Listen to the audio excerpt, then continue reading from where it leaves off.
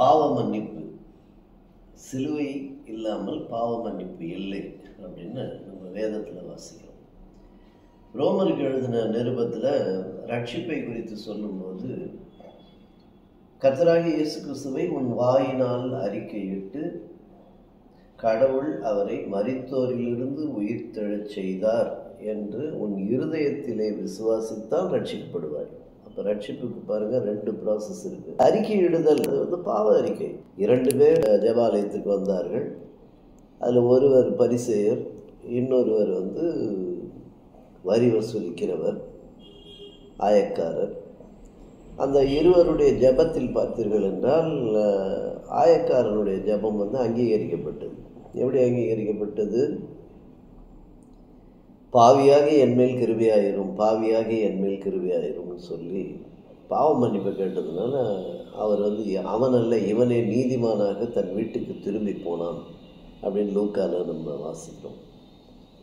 அப்போ அந்த பாவ அறிக்கை என்பது மிக முக்கியமான ஒன்று.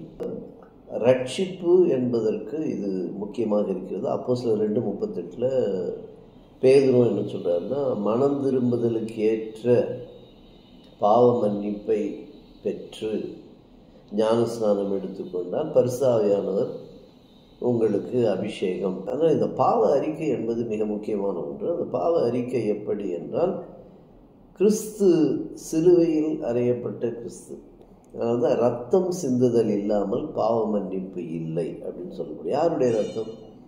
அது இயேசு கிறிஸ்துவனுடைய ரத்தம். அந்த ரத்தம் சிந்துதலை குறித்து தான் நம்ம பார்க்குறோம். அதனால் இந்த பாவி என்ற அறிக்கையிடுவது நமக்கு ரொம்ப கஷ்டமாக இருக்கும். சிலுவை தியானத்தில் ரொம்ப முக்கியமானது. ஜேம்ஸ் சிம்சன் யாருன்னு நிறைய பேருக்கு தெரியாது.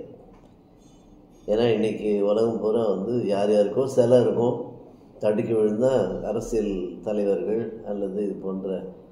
ஆனால் ஜேம்ஸ் சிம்சன் அவருடைய கண்டுபிடிப்பு குளோரோஃபார்ம். இன்றைக்கு மனிதன் எவ்வளோ பெரிய ஆப்ரேஷனாக இருந்தாலும் தைரியமாக என்னைக்கு டாக்டர் ஆப்ரேஷன் கேட்குறது எந்த நம்பிக்கையில் என்றால், நிச்சயமாக மயக்க மருந்து கொடுத்து விடுவார்கள், வலி தெரியாது. அப்போ 1847 தான் குளோரோஃபார்மே கண்டுபிடிக்கப்பட்டது. அதற்கு முன்பாக குளோரோஃபார்ம் கிடையாது. அதை கண்டுபிடித்தவர் ஜேம்ஸ் சிம்சன். அவருடைய மகள் ஜெமி, அவள் இறந்து போயிடுறா. சின்ன வயசில் இறந்து போகும்போது அந்த இறப்பின் சூழ்நிலையில் தான் கடவுளை அவர் சந்தித்தார். He had an encounter with Jesus. அப்போது அவர் குடும்பத்தில் எப்பொழுதுமே காலையில் பிரேக்ஃபாஸ்ட் ப்ரேயர் அப்படின்னு ஒன்று வைப்பார். பிள்ளைங்களோடு உட்காந்து பிரேக்ஃபாஸ்ட் சாப்பிடும்போது எல்லாருக்காகவும் அந்த ஒரு ஜெபம் நடக்கும். அப்படியாக இருந்தவர். அவர் ஒரு காலேஜ், மெடிக்கல் காலேஜில் ஒரு கான்ஃபரன்ஸில் கூப்பிட்டு அவரை பேச சொல்கிறாங்க. அங்கே பேசும்போது அவர் சொன்னாராம், இங்கே வந்திருக்கிற இவ்வளோ பெரிய கூடுகையில் நான் ஒரு சிறிய விசுவாசி, ஆனால் மிகப்பெரிய பாவி அப்படின்னாரா. I am a small believer and a biggest sinner அப்படின்னு சொல்லி அறிக்கையிட்டார். பாவி என்பதை அறிக்கையிடுதல்.